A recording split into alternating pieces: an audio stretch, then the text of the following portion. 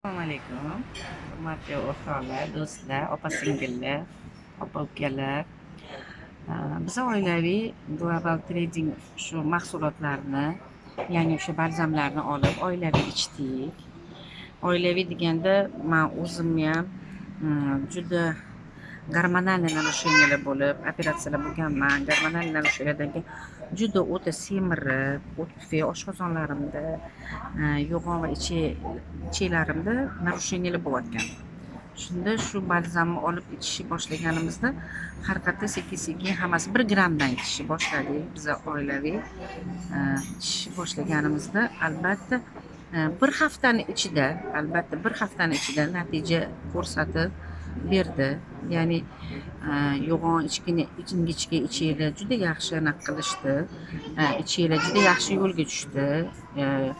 Keyin oshqozon o't tufaylarimda juda ko'p jig'ildon qaynash anaqalari bo'lardi. Bunda faqatgina balzamdan emas, albatta mana zubni pastadan ham biz foydalandik. Oshqozonda o'sha jig'ildon qaynashlariga, oshqozonni og'rishlariga juda ham yaxshi ekan. Bilmadim, ikkalovini balzamni ham, buni ham parallelni olib ketganimiz uchun ikkalovi juda ham yaxshi ta'sir qildi. Hozir oshqozon o't tufaylarim yaxshi. Gormonal narusheniyadan ozdim. 6 kilo ozdim. O'zim ham hayronman. 6 kiloga vesimni tashlabman. Yaxshi, Xudoga shukr. Oilaviy ichganimizda qizimda o'zi oshqozonda gastriti bor edi, ham o't tufay og'riydi. Necha yosh? Juda yaxshi. Qizim 14 yashar. Hozir biz 13 yoshdan boshlab boshlaganmiz lecheniyamizni. Yaxshi. Ancha bo'yi o'sdi. Bo'yi o'rtacha edi, anaqasi ham organizmida. Keyin unda ham juda ham ich qotishi.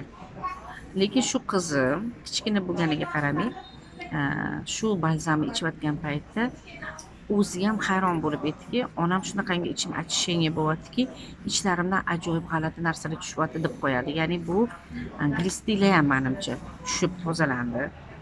Ranglari siniqib ketgan. Ranglari yaxshi hozir. Yuzlarida, badanlarida ugrilar ko'payib ketgandi. Ugrilar yo'q, o'z-o'zidan qaytdi, yaxshi. Endi переходной возраст bo'lgani uchun hamma narsa bir narusheniya bo'lib, gormonalniy o'zgarish bo'lgani uchunmi yaxshi. Hozir stabilni ketyapti, uyqulari ham, keyin boshi og'riydi. O'zi черепной давленияsi bor edi, boshi og'riydi. Hozir yaxshi, boshlari ham, Xudoga shukr. Oilaviy ichish tavsiya qilardim, chunki juda ham yaxshi ta'sir qilar ekan.